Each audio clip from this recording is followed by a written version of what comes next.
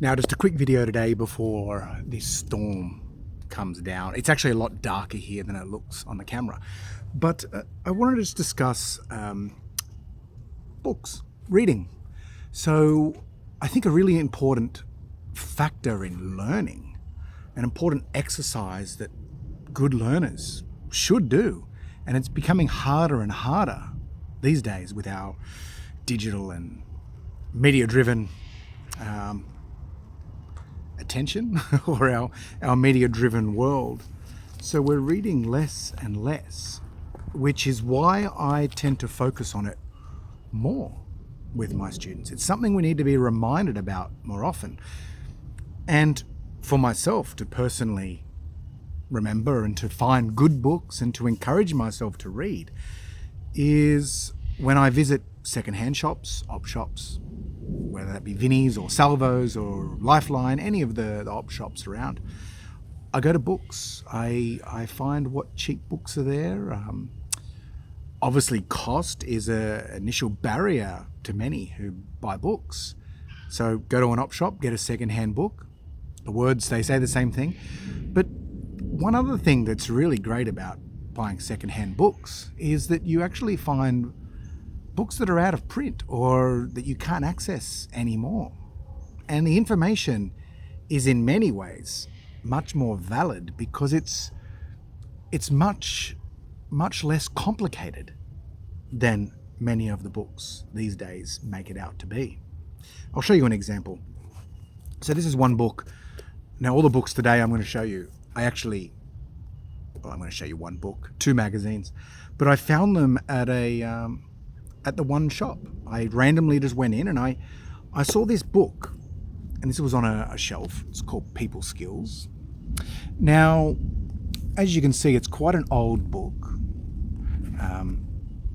Normal text. It's been underwritten. It's been underlined. It's been used by someone in the past to study. So it's about communication, but verbal speech communication.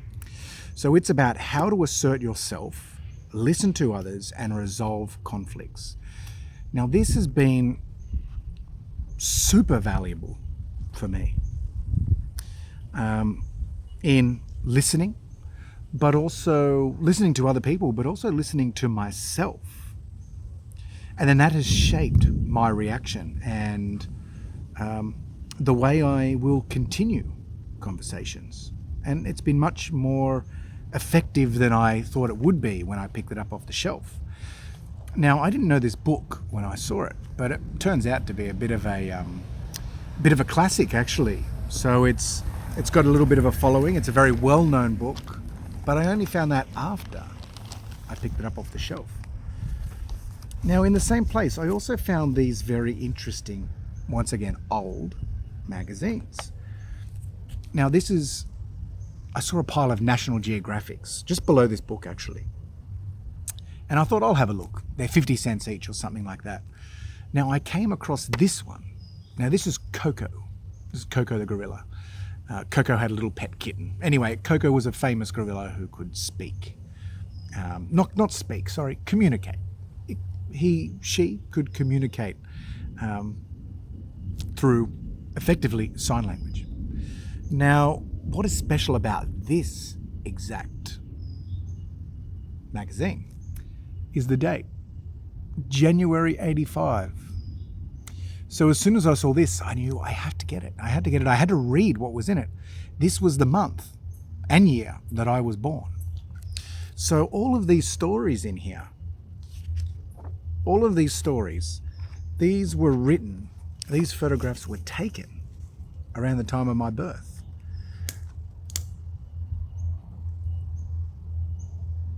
There's a kookaburra over here very noisily eating some grubs. So just ignore him if you see him. I just think it's really interesting, not just the information in this particular magazine, but the fact that it was written when I was conceived, when I was brought into the world. This was what people were writing about and what they were reading.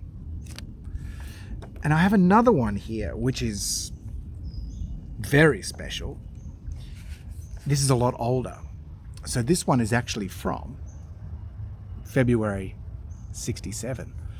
Now this was actually in the same pile. It was only a small pile of National Geographic magazines. Now, and this is about the cover story, at least, of this. It's called Behind the Headlines in Vietnam. Now this is the story that interested me, really, because let's see, February 67, this was arguably the period of time when it was the peak in the Vietnam War. It was in 68, particularly in 69, that they started to ramp down the war.